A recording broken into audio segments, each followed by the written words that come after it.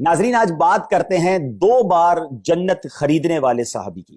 جی ہاں، یہ کون سی عظیم ہستی ہیں جنہوں نے نبی پاک علیہ الصلوۃ والسلام سے گویا 2 بار جنت کو خریدا۔ سبحان اللہ، ایک بار بیر روما ایک کنواں خرید کر مسلمانوں کے لیے وقف کر دیا، اور دوسری بار جیش اسرت یعنی غزوہ تبوک کے موقع پر نبی پاک علیہ الصلوۃ والسلام سے گویا جنت خرید لی۔ یہ عظیم صحابی کون ہیں، ضرور ان کے بارے میں بتاتے ہیں، مگر بات کرتے ہیں اس عظیم واقعے کی کہ جب نبی پاک علیہ الصلوۃ والسلام غزوہ تبوک کے موقع پر مسلمانوں کو ترغیب دلا رہے تھے کہ اللہ کی راہ میں خرچ کرو، یہ صحابی رسول کھڑے ہو گئے اور اعلان کرتے ہیں کہ حضور 100 اونٹ بما سامان میں اپنی طرف سے راہ خدا میں پیش کرتا ہوں۔ اعلان کر کے بیٹھ گئے۔ نبی پاک علیہ الصلوۃ والسلام نے پھر ترغیب دلائی۔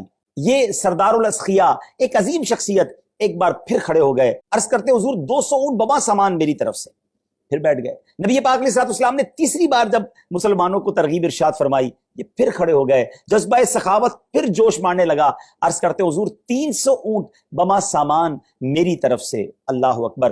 نبی پاک علیہ الصلوۃ والسلام نے جب ان کا یہ جذبہ دیکھا تو پیارے آقا علیہ الصلوۃ والسلام اپنے منبر سے نیچے تشریف لائے اور 2 بار یہ ارشاد فرمایا ان کے بارے میں کہ آج سے یہ جو کچھ کرے اس پر کوئی مواخذہ یعنی پوچھ گچھ نہیں۔ امید ہے آپ پہنچ گئے ہوں گے آج کس عظیم ہستی کی بات ہو رہی ہے۔ آج ہم بات کر رہے ہیں ذو النورین، سردار الاسخیاء، سخیوں کے بھی جو امام ہیں، حضرت سیدنا عثمان غنی رضی اللہ تعالی عنہ کی۔ کیا کمال کی ہستی ہیں، راہ خدا میں کس طرح دل کھول کر خرچ کرتے تھے کہ آج بھی سنیں تو ایمان تازہ ہو جاتا ہے، موٹیویشن ملتی ہے۔ کیا خوب کہا شاعر نے ان کے بارے میں، امام الاسخیاء کر دو عطا جذبہ سخاوت کا، نکل جائے ہمارے دل سے حب دولت فانی۔ کیا شان ہے حضرت عثمان غنی رضی اللہ تعالیٰ عنہ کی۔ آگے سیدنا عثمان غنی رضی اللہ تعالیٰ عنہ کے بارے میں کچھ سنتے ہیں۔ 18 ذو الحجۃ الحرام جو ہے وہ حضرت عثمان غنی رضی اللہ تعالیٰ عنہ کا یوم شہادت ہے۔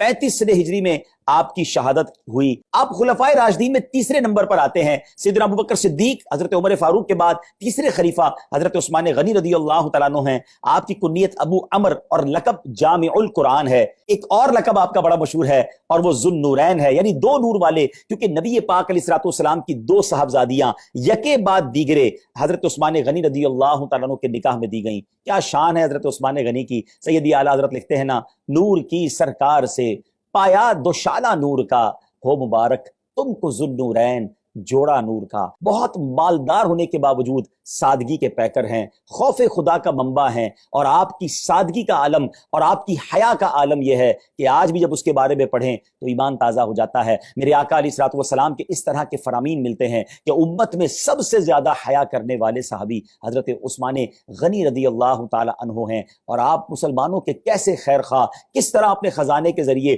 مسلمانوں کی مدد کیا کرتے۔ کیا شاندار ایک واقعہ ہے کہ حضرت ابوبکر صدیق رضی اللہ تعالی عنہ کا دور تھا ناظرین، اور مدینہ منورہ میں قحط جیسی کیفیت ہو گئی، کھانے پینے کی کمی ہو گئی تھی۔ اہل مدینہ حضرت ابوبکر صدیق رضی اللہ عنہ کے پاس حاضر ہو کہا حضور کھانے کو کچھ نہیں ہے، تو آپ نے فرمایا اللہ خیر کرے گا، شام تک کوئی صورتحال بن جائے گی۔ اور پھر کیا ہوا، شام کو حضرت عثمان غنی رضی اللہ تعالیٰ عنہ کے یہاں 100 اونٹ بما غلے کے یعنی اناج کے لدے ہوئے 100 اونٹ، یعنی آج کے دور میں آپ سمجھنا چاہیں تو یوں سمجھیے کہ جس طرح آج کسی کے پاس 100 ٹرک اناج آ جائے اور پورے شہر میں دانہ بھی نہ ہو تو اس اناج کی کتنی ویلیو ہوگی۔ حضرت عثمان غنی کے پاس یہ مال ان کا آ گیا۔ اہل مدینہ، مدینے کے تاجر جو ہیں، حضرت عثمان غنی رضی اللہ تعالیٰ عنہ کے گھر پہنچ گئے اور عرض کرتے ہیں کہ حضور یہ سامان ہمیں بیچ دیجئے، ہم مدینے کے مارکیٹس میں بیچیں گے تاکہ لوگ اناج خریدیں اور اپنا جو کھانے پینے کا معاملہ ہے وہ آسانی سے حل کریں۔ تو آپ نے فرمایا بتاؤ مجھے اس وقت تم اس کی کیا قیمت دو گے؟ تو لوگوں نے کہا حضور آپ ایسا کیجئے 10 کی چیز 12 میں ہمیں دے دیجئے، یعنی گویا 20% آپ کو نفع کی آفر کی۔ آپ نے فرمایا مجھے اس سے زیادہ مل رہا ہے۔ کہا حضور آپ 10 کے 13 لے لیجئے۔ آپ نے فرمایا مجھے اس سے بھی زیادہ مل رہا ہے۔ لوگوں نے کہا حضور آپ 10 کے 14 لے لیجئے۔ آپ نے فرمایا مجھے اس سے بھی زیادہ مل رہا ہے۔ اہل مدینہ جو ہے وہ غور کر رہے ہیں کہ آپ سارے تاجران وہی موجود تھے۔ کہا حضور ہم سے زیادہ آپ کو کون آفر کر رہا ہے؟ جتنے مدینے کے اناج اور غلے کے تاجر ہیں وہ تو آپ کے سامنے موجود ہیں۔ آپ نے فرمایا مجھے 1 کا 10 مل رہا ہے، کوئی ہے جو تم میں سے مجھے اس سے زیادہ دے؟ کہا حضور اتنا تو ہم نہیں دے سکتے۔ فرمایا میرا رب مجھے 1 کا 10 دے رہا ہے۔ اور آپ نے پھر فرمایا گواہ ہو جاؤ میں نے یہ 100 کے 100 اونٹ بما ساز و سامان اہل مدینہ پر خیرات کر دیے، اور آپ نے وہ تمام سامان جو ہے وہ فری آف چارج جو ہے فری آف کاسٹ مدینہ منورہ میں تقسیم کروا دیا۔